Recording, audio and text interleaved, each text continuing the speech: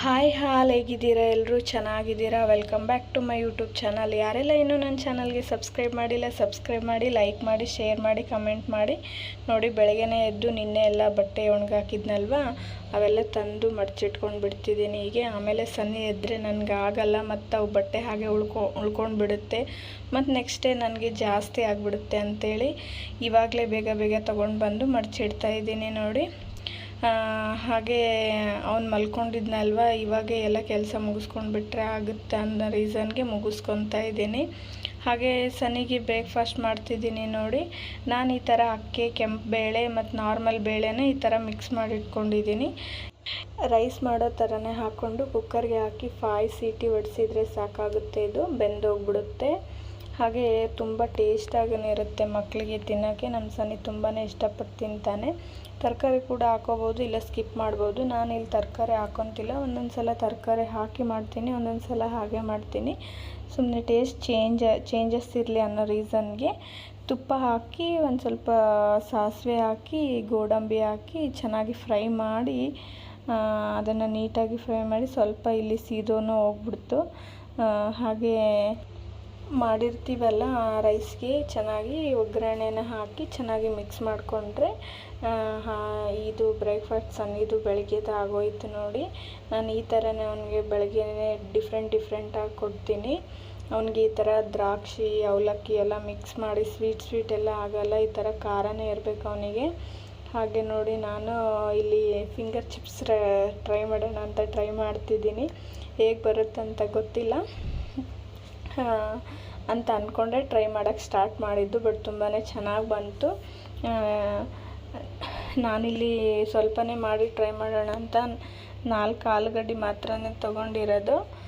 ನೋಡೋಣ ಹೇಗಾಗುತ್ತೆ ಅಂತ. ಫಸ್ಟ್ ಟೈಮ್ ಟ್ರೈ ಮಾಡ್ತಿದ್ದೆ ಅಲ್ವಾ, ಹಾಗಾಗಿ ಬಟ್ ತುಂಬಾ ಚೆನ್ನಾಗಿ ಬಂದಿತ್ತು.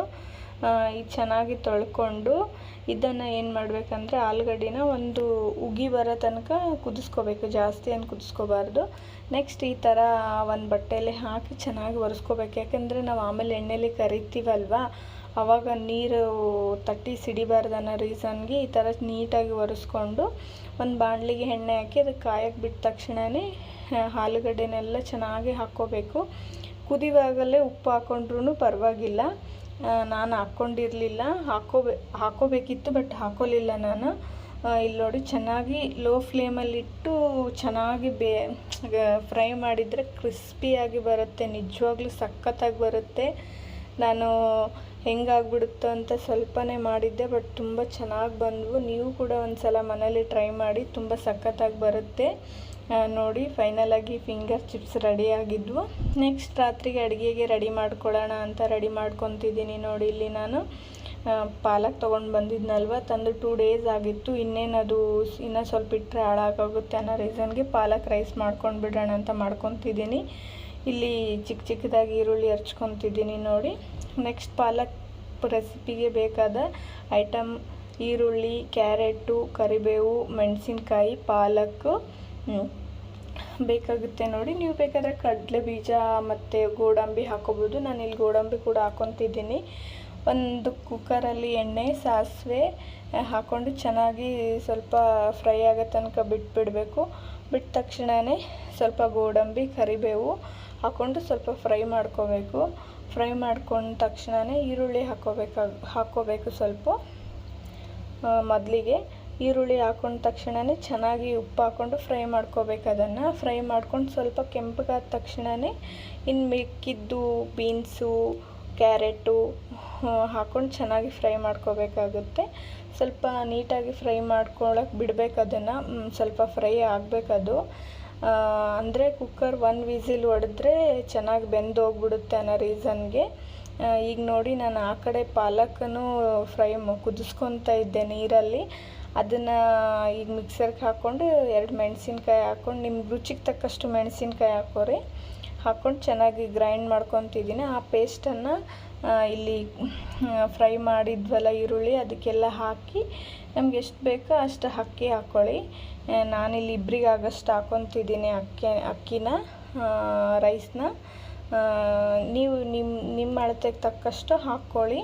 ನೀರು ಕೂಡ ರೈಸಿಗೆ ತಕ್ಕಷ್ಟು ನೀರನ್ನು ಹಾಕ್ಕೊಂಡು ಒಂದು ಸ್ವಲ್ಪ ತುಪ್ಪ ಹಾಕ್ಕೊಂಡು ಲಿಟ್ಲ್ ಕ್ಲೋಸ್ ಮಾಡಿಬಿಡೋದಷ್ಟೇ, ಮತ್ತೇನಿಲ್ಲ. ಸ್ವಲ್ಪ ಕೊತ್ತಂಬರಿ ಕೂಡ ಹಾಕ್ಕೋಬೋದು. ನಾನಿಲ್ಲಿ ಕೊತ್ತಂಬರಿ ಸ್ಕಿಪ್ ಮಾಡಿಲ್ಲ, ಮರ್ತೋಗ್ಬಿಟ್ಟಿದ್ದೀನಿ. ಹಾಗಾಗಿ ನೀವು ಕೊತ್ತಂಬರಿ ಕೂಡ ಹಾಕ್ಕೋಬೋದು. ಇಲ್ಲಿ ಚೆನ್ನಾಗಿ ಬಂದಿತ್ತು, ಟೇಸ್ಟ್ ಮಾತ್ರ ತುಂಬ ಸಖತ್ತಾಗಿ ಬಂದಿತ್ತು. ಒಂದು ಸಲ ಟ್ರೈ ಮಾಡಿ ನೋಡಿ, ಇದೂ ಕೂಡ ತುಂಬ ಚೆನ್ನಾಗಿ ಬಂದಿತ್ತು. ಆಲ್ಮೋಸ್ಟಲ್ಲಿ ಎಲ್ಲರೂ ಪಾಲಕ್ ರೈಸ್ ಮಾಡ್ತಾರೆ, ಬಟ್ ಎಲ್ಲರೂ ಒಂದೊಂದು ಸ್ಟೈಲಲ್ಲಿ ಮಾಡ್ತಾರಲ್ವ. ಹಾಗಾಗಿ ನಾನು ಯಾವ ಸ್ಟೈಲಲ್ಲಿ ಮಾಡ್ತೀನಿ ಅಂತ ನಿಮ್ಗೆ ತೋರಿಸ್ಕೊಟ್ಟಿದ್ದೀನಿ ಅಷ್ಟೇ, ಮತ್ತೇನಿಲ್ಲ. ಒಬ್ಬೊಬ್ಬರು ಒಂದೊಂದು ಥರ ಮಾಡ್ತಾರಲ್ವ, ಹಾಗಾಗಿ ನಾನು ಯಾವ ಥರ ಮಾಡ್ತೀನಿ ಅನ್ನೋದಕ್ಕೋಸ್ಕರ ಇಲ್ಲಿ ತೋರಿಸ್ಕೊಟ್ಟಿದ್ದೀನಿ ಅಷ್ಟೇ, ಮತ್ತೇನಿಲ್ಲ.